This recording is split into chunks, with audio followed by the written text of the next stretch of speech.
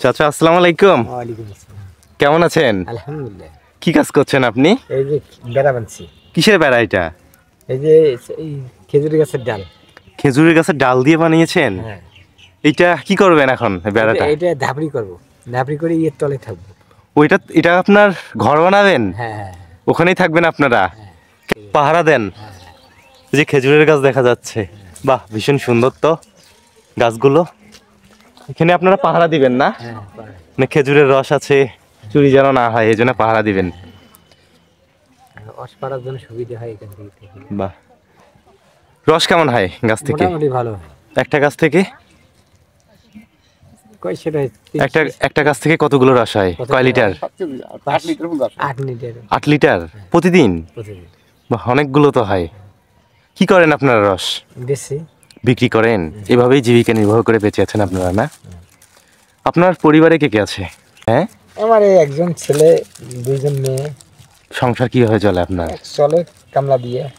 টুকটাক কৃষি কাজ করেন? হ্যাঁ, ছেলে মেয়ের বিয়ে দিয়েছেন? হ্যাঁ, সব বিয়ে দিয়েছেন না? হ্যাঁ ক্লিয়ার। তো আপনি যে এই বয়সে পরিশ্রম করছেন চাচা, পেটে খাওয়া লাগে, দেওয়া লাগে। আপনারা কি সবাই কি একসাথেই খাওয়া দাওয়া করেন? আলাদা আলাদা খাচ্ছে। আলাদা?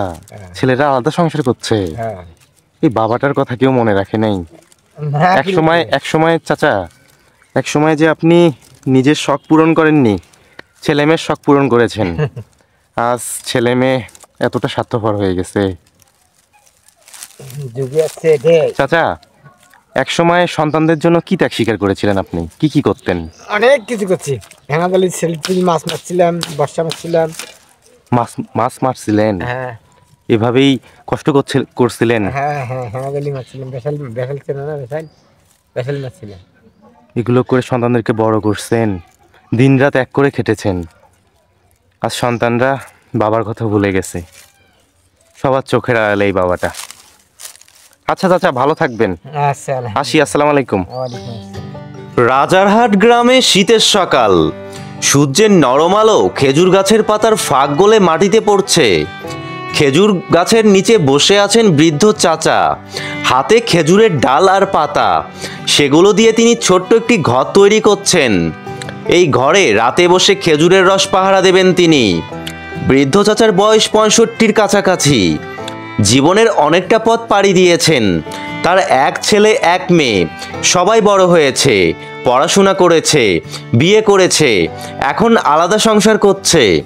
বৃদ্ধ চাচা আর তার স্ত্রী একা, কিন্তু তাদের এই একাকিত্বে কোনো অভিযোগ নেই। তবে একসময় তাদের জীবন এত সহজ ছিল না।